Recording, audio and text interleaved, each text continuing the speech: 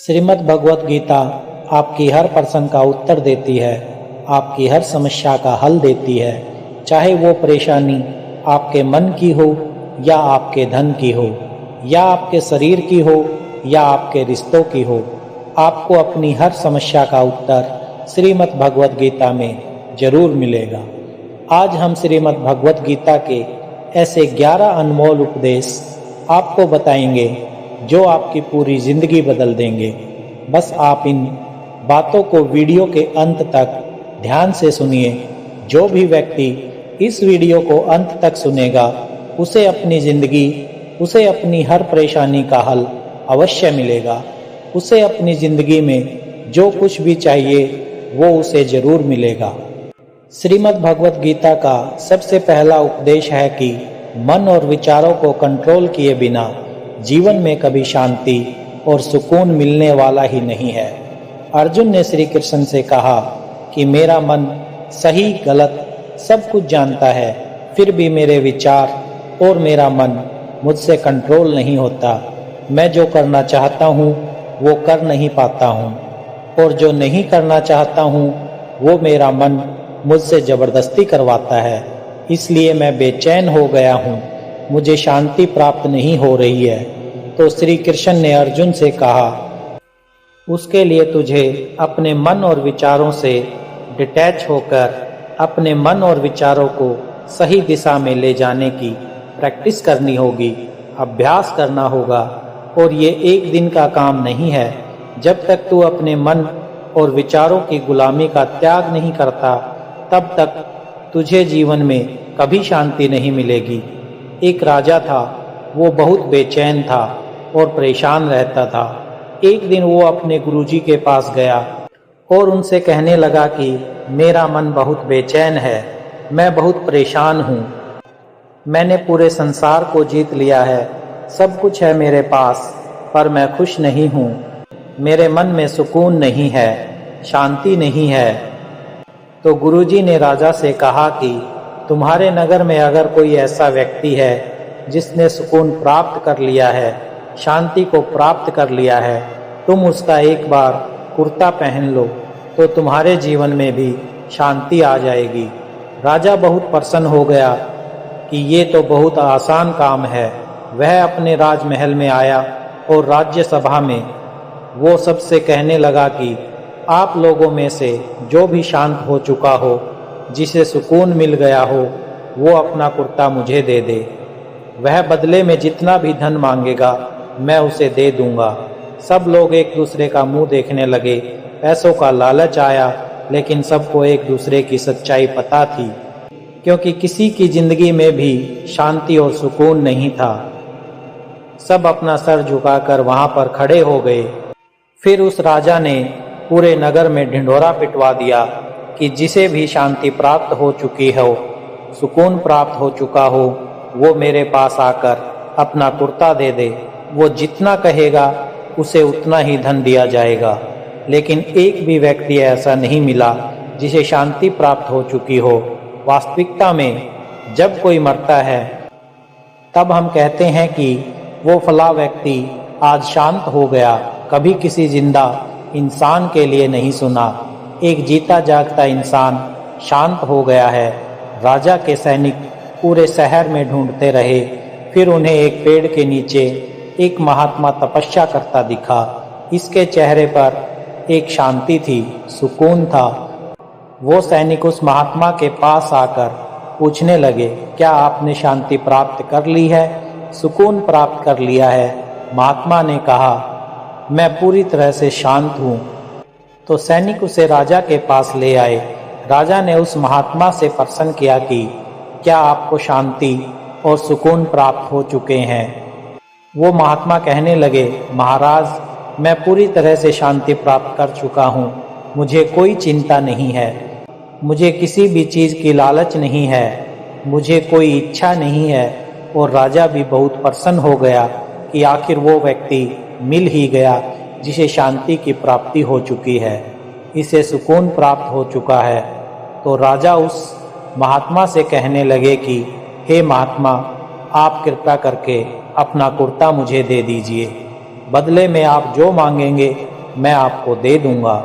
वो महात्मा कहने लगे कि महाराज, सुकून और शांति तो मुझे मिल चुके हैं, लेकिन क्या करूं, मेरे पास कुर्ता ही नहीं है पहनने के लिए जो मैं आपको दे सकूं।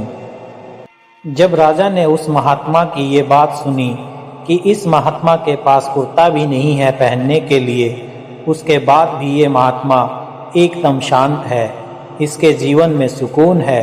मैं सारी जिंदगी धन जोड़ने में लगा रहा, दुनिया जीतने में लगा रहा, लेकिन मुझे शांति नहीं मिली, सुकून नहीं मिला, क्योंकि शांति और सुकून बाहर की चीज़ नहीं है, अपने भीतर की चीज़ है। इसलिए जब तक कोई व्यक्ति अपने मन और विचारों को कंट्रोल नहीं करता, तब तक उसके जीवन में सुकून और शांति नहीं आती।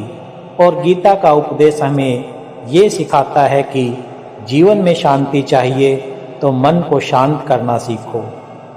भगवत गीता का दूसरा उपदेश ये है कि वासना, क्रोध और लालच सर्वनाश का कारण है, नरक का द्वार है। जिस भी मनुष्य में ये 3 अवगुण होते हैं वो हमेशा दूसरों को दुख पहुंचाकर अपने ही सुख और स्वार्थ की पूर्ति करता रहता है।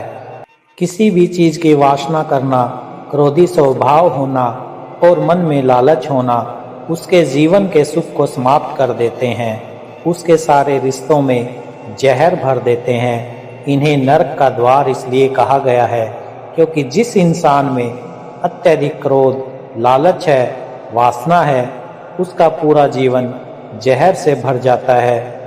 उसको मरने के बाद नहीं, जीते जी यहीं पर नरक का दर्शन होता है। गीता का तीसरा उपदेश ये है कि सब भगवान एक ही है, कोई छोटा बड़ा नहीं है, सब एक परम ब्रह्मा परमात्मा के अलग अलग रूप और नाम हैं। श्री कृष्ण ने गीता के 10वें अध्याय में बताया है कि जितने भी जगत के देवी देवता हैं वो सब मेरी ही विभूति है। मैं ही शिव हूँ, मैं ही इंद्र हूँ, मैं ही यक्ष राज कुबेर हूँ, मैं ही अग्नि देव हूँ, देवताओं के गुरु बृहस्पति भी मैं ही हूँ, समुद्र भी मैं ही हूँ, अक्षरों में ओम भी मैं ही हूँ, काल का महाकाल भी मैं ही हूँ, सारे जगत का नाश, उत्पत्ति और पालन करने वाला भी मैं ही हूँ। श्री कृष्ण ने अर्जुन से कहा कि मेरी विभूतियों का कोई अंत नहीं है, इसलिए सब भगवान, सब नाम, सब देवता मेरे ही रूप हैं। इसलिए तो किसी भी देव या ईश्वर में कभी भेद बुद्धि मत करना, कभी किसी को छोटा बड़ा मत समझना।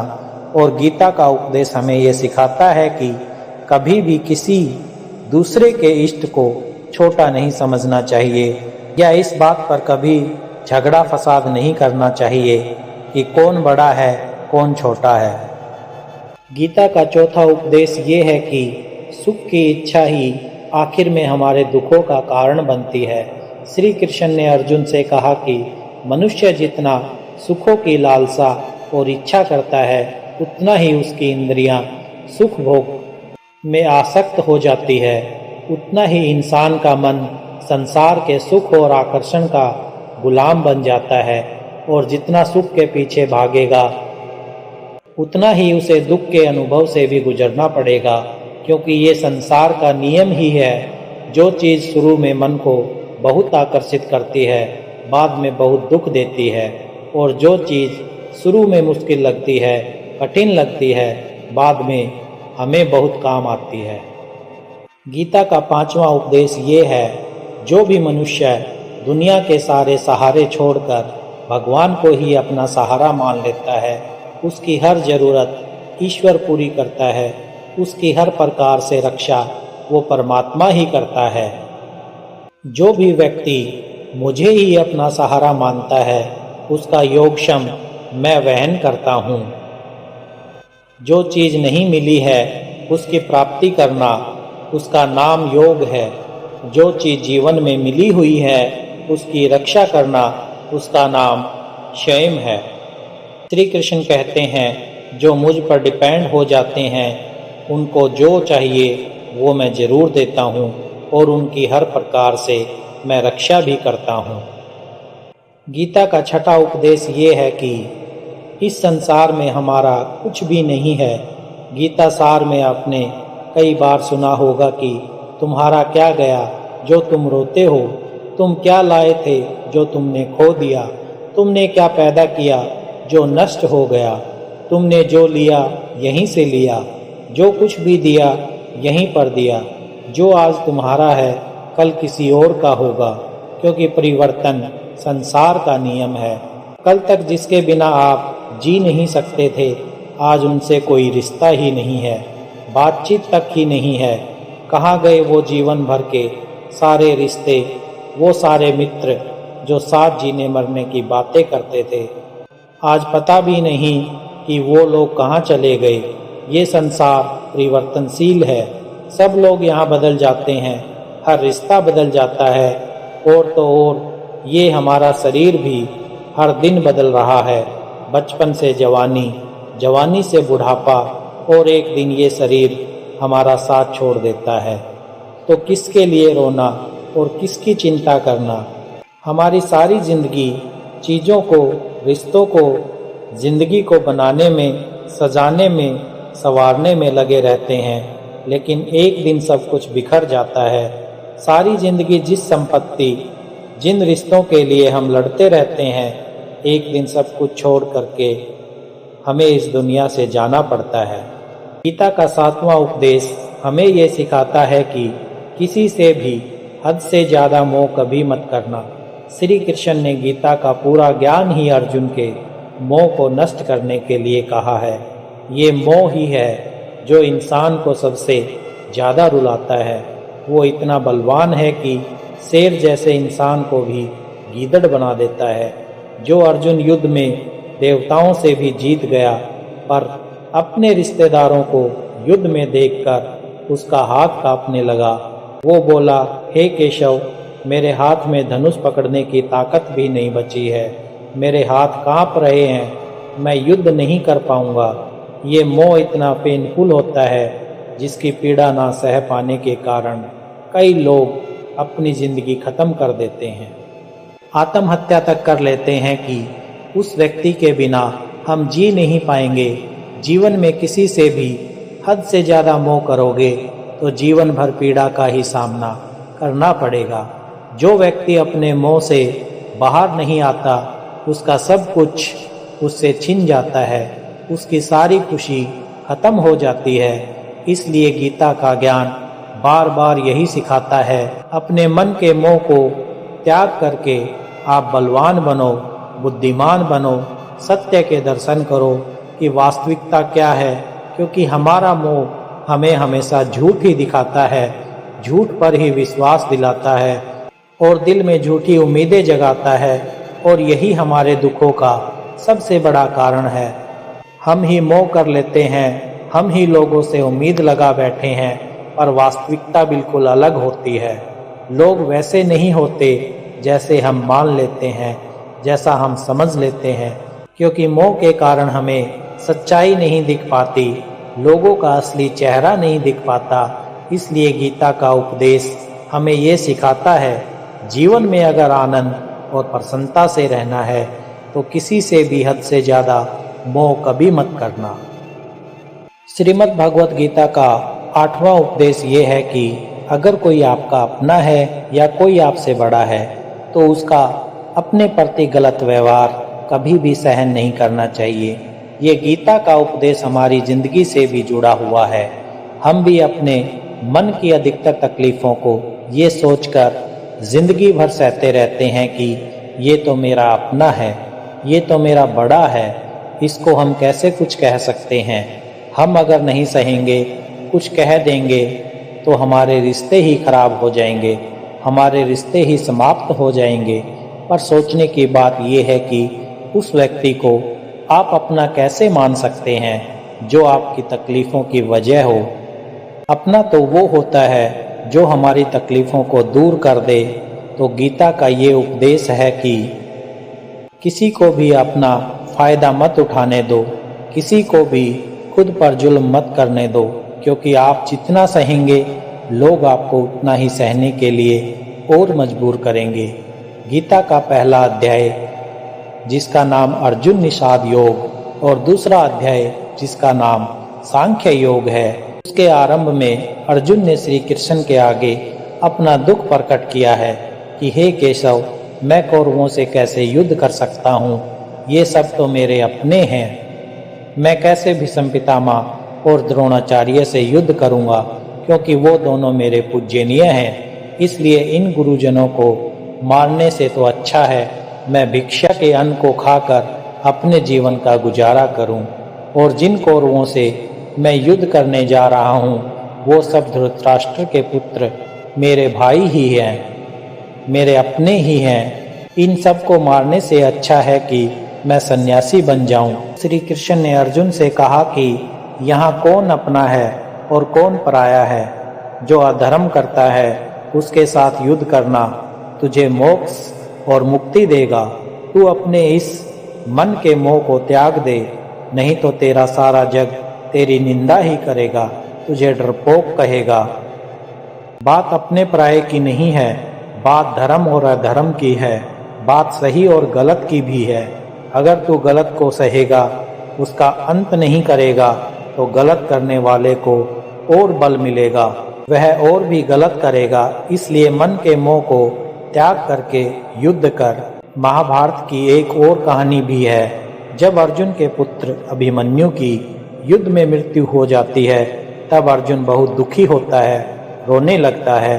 वो श्री कृष्ण से कहने लगा कि मेरा पुत्र अभिमन्यु मर गया है, मैं ये दुख बिल्कुल भी सहन नहीं कर सकता, मैं भी अपने आप को समाप्त कर लूँगा। फिर भगवान श्री कृष्ण उसे आत्माओं के लोक में लेकर गए, जहाँ अभिमन्यु आनंद से बैठा हुआ था, क्योंकि उसने क्षत्रिय उचित व्यवहार किया, इसलिए उसे उत्तम पद की प्राप्ति हुई। जब अर्जुन अभिमन्यु के पास रोते रोते पहुंचा, अपने पुत्र को देखकर अर्जुन बहुत प्रसन्न हुआ। उसे गले से लगाकर कहने लगा कि हे पुत्र, तेरे बिना तो मैं जी ही नहीं सकता। मैंने तो अपने जीवन की आशा का ही त्याग कर दिया है। तो अभिमन्यु कहने लगा कि आप कौन हैं? अर्जुन बोला, मैं तेरा पिता हूँ, तू मेरा पुत्र है अभिमन्यु। तो अभिमन्यु कहने लगा कि कौन पिता कौन पुत्र, मेरे हजारों जन्म हुए हैं, किसी जन्म में आप मेरे पिता बनते हैं और किसी जन्म में मैं आपका पिता बनता हूँ। आत्मा का न कोई माता होता है ना कोई पिता होता है। जब अर्जुन ने देखा कि मेरा पुत्र मुझे पहचान भी नहीं रहा, तो उसका सारा मोह खत्म हो गया। इसलिए गीता के इस उपदेश को ठीक से समझ लो कि यहाँ कोई अपना पराया नहीं है। जो बुरे वक्त में, तकलीफ के वक्त में हमारा साथ दे, सिर्फ वही हमारा अपना है, बाकी सब पराये हैं। गीता का 9वां उपदेश ये है कि जो चला गया कभी उसका दुख मत करो, और जो आने वाला है उसकी बिल्कुल भी चिंता मत करो।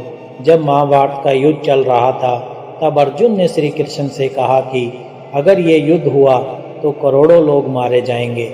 जो सैनिक और योद्धा इस युद्ध में मारे जाएंगे, उनकी स्त्रियों का क्या होगा, समाज कैसे आगे बढ़ेगा। और भी बहुत सारी बातें अर्जुन ने विस्तार से कही। तो भगवान श्री कृष्ण ने कहा, हे अर्जुन, तू बड़ी बड़ी ज्ञानियों जैसी बातें करता है, लेकिन जो सच में ज्ञानी होता है, वो जो लोग मर चुके हैं, जा चुके हैं या एक दिन जाने वाले हैं, उनकी चिंता नहीं करता, उनका दुख नहीं करता। तेरे हाथ में कुछ भी नहीं है, तू चाहकर भी कुछ कंट्रोल नहीं कर सकता। जीवन और मरण ये तो प्रकृति की नियति है। इसलिए जो ज्ञानी होता है वो किसी के मरने पर भी रोता नहीं है। ज्ञानी जन ना ही बीते हुए कल का शोक करते हैं और ना ही आने वाले कल की चिंता करते हैं। इसलिए जो होने वाला है वो होकर ही रहता है, और जो नहीं होने वाला है वो कभी नहीं होगा। ऐसा निश्चय जिसको समझ में आ जाता है, जिसकी बुद्धि में आ जाता है, उसे कभी कोई चिंता नहीं सताती, कोई दुख नहीं सताता। हमारे सारे दुखों का कारण ही यही है। या तो हम जो वक्त गुजर चुका है उसे सोच सोच कर परेशान होते रहते हैं, या भविष्य की चिंता करके खुद को बीमार कर देते हैं, नष्ट कर देते हैं। गीता का ज्ञान हमें यही सिखाता है कि ना तो हम बीता हुआ कल बदल सकते हैं और ना ही आने वाले कल पर कंट्रोल कर सकते हैं। हमारे हाथ में सिर्फ वर्तमान है, सिर्फ आज का ही पल है। हमारा 98% तनाव और चिंताएं भूतकाल और भविष्यकाल के बारे में सोचते रहने से होता है। हम हमेशा उसी में ही जीते रहते हैं, मगर वर्तमान में कभी नहीं जीते, इस पल को कभी नहीं जीते। जब आप वर्तमान का पूरा आनंद लेना सीख जाओगे, तभी आपकी ज़िंदगी से तनाव कम होगा, चिंताएं खत्म होंगी। वर्तमान में जीना एक बहुत बड़ी उपलब्धि है। हमारे हाथ में भी है, सिर्फ आज का ही पल है। हमें जो भी करना है आज ही करना है। कभी भी ये सोचकर समय को नष्ट नहीं करना चाहिए कि अभी मेरे पास बहुत समय बचा है। लेकिन हमें ये लगता है कि हमारे पास बहुत समय बचा है, एक दिन ज़िंदगी को जी लेंगे, एक दिन ज़िंदगी में खुश हो जाएंगे। लेकिन वो दिन कभी नहीं आता और हम ज़िंदगी भर भागते रहते हैं, चिंता करते रहते हैं, दुखी होते रहते हैं। लेकिन ज़िंदगी को जीना, खुश रहना हम भूल जाते हैं। लेकिन ज़िंदगी को जीना, खुश रहना हम भूल जाते हैं। इसलिए गीता का ज्ञान हमें ये सिखाता है कि आप आज में जीना सीखो, इस पल में जीना सीखो। गीता का 10वां उपदेश ये है कि मौत से डरना बिल्कुल व्यर्थ है। श्री कृष्ण ने गीता में कहा है कि ये संसार मृत्यु लोक है, जिसका भी जन्म हुआ है वो एक दिन जरूर मर जाएगा। जिसका आरंभ हुआ है उसका अंत अवश्य होगा।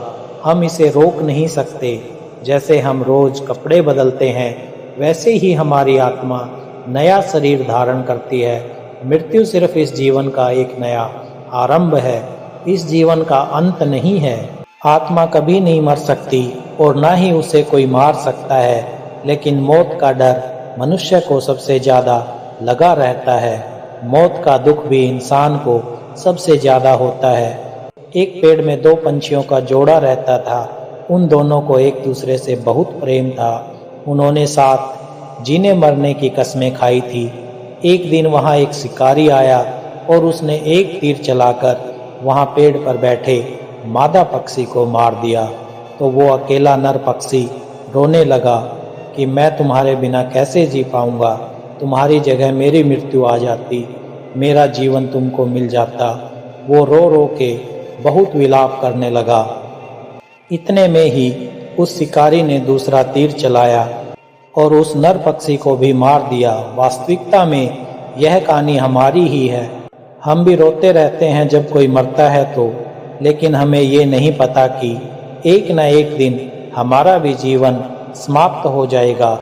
हम भी उसी मृत्यु के पेड़ पर ही बैठे हैं, लेकिन शरीर का मिटना हमारा अंत नहीं है। श्री कृष्ण ने अर्जुन से कहा कि हे अर्जुन, तेरे और मेरे अनंत जन्म हुए हैं, तुझे कुछ भी याद नहीं है, लेकिन मुझे सब कुछ याद है। जो व्यक्ति इस सत्य को समझ ले कि मैं यहाँ इस संसार में कुछ समय के लिए आया हूँ, उसकी जिंदगी के सारे झगड़े, सारे दुख, सारी चिंता ही समाप्त हो जाएगी। जब इस संसार से जाना ही है तो दुख किस बात का। पहले के जमाने में साधु महात्मा लोग पैदल यात्रा करते थे। यात्रा करते करते वो एक नगर में पहुँचे। वहाँ पर महात्मा बहुत थक चुके थे। उस नगर में उन्होंने एक महल को देखा और उन्होंने उस महल में जाकर विश्राम करने का सोचा और वो महल में जाकर सो गए। जब उस महल में वहाँ का राजा पहुँचा तो अपने पलंग पर उस महात्मा को सोता देखकर बहुत हैरान हो गया। तब राजा उस महात्मा से पूछने लगे कि तुम मेरे महल में कैसे घुस आए और मेरे बिस्तर पर सो रहे हो।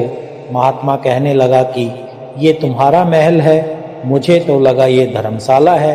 तो राजा ने कहा, आपको मेरा महल धर्मशाला कैसे लगा।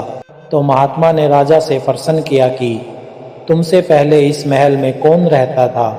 तो वो राजा बोला कि मुझसे पहले मेरे पिता यहाँ रहते थे, उनसे पहले मेरे दादाजी यहाँ पर रहते थे।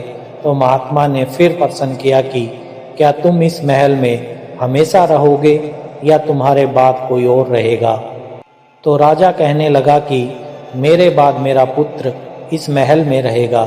तो महात्मा राजा से कहने लगे कि जिस जगह पर रहने वाले बार बार बदल जाते हों उसे घर कैसे कह सकते हो, वो तो धर्मशाला ही है। इसलिए तेरे महल को धर्मशाला समझकर मैं इसमें रात बिताने के लिए आ गया। धर्मशाला जान, जग को जीव सब मेहमान है, मोह किसी से मत करो, सब सौपन का समान है।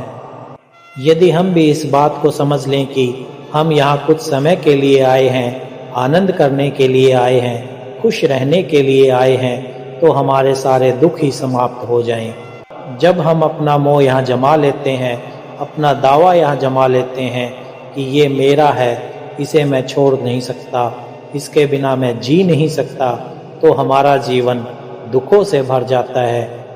इसलिए जीवन में मृत्यु के भय का त्याग करके जीवन का प्रतिपल आनंद लेना चाहिए।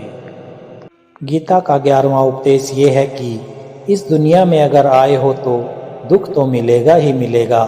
दुख से कभी घबराना मत, दुख से कभी डरना मत। श्री कृष्ण ने गीता में कहा है कि ये संसार दुखों का घर है। जैसे औषधालय में औषधि मिलती है, पुस्तकालय में पुस्तकें मिलती हैं, चिकित्सालय में चिकित्सा होती है, वैसे इस संसार को भी श्री कृष्ण ने एक नाम दिया है, दुखालय। जहाँ पर दुख मिलता हो, दुख तो यहाँ हर किसी के जीवन में आता ही है, लेकिन अगर दुख आया है तो सुख भी आएगा। इसलिए दुख से कभी डरना नहीं चाहिए, क्योंकि ये संसार दुखालय भी है और अशाश्वत भी है। अशाश्वत का मतलब ही यही होता है कि यहाँ परमानेंट कुछ भी नहीं है। यहाँ सब कुछ बदल जाता है, दुख सुख में बदल जाता है और सुख दुख में बदल जाता है। सम्मान अपमान में बदल जाता है और अपमान सम्मान में बदल जाता है। खुशी दर्द में बदल जाती है और दर्द खुशी में बदल जाती है। जीत हार में और हार जीत में। यहाँ कभी भी कुछ भी बदल सकता है, कुछ भी परमानेंट नहीं है। ना ही हम परमानेंट हैं, ना ही हमसे जुड़ी कोई चीज़ यहाँ पर परमानेंट है, क्योंकि ये संसार अशाश्वत है, शाश्वत नहीं है। यहाँ सब कुछ बदलने वाला है। यहाँ कुछ भी परमानेंट नहीं रहेगा, तो आपका दुख भी परमानेंट नहीं रहेगा। इसलिए दुख से कभी भी डरना नहीं चाहिए।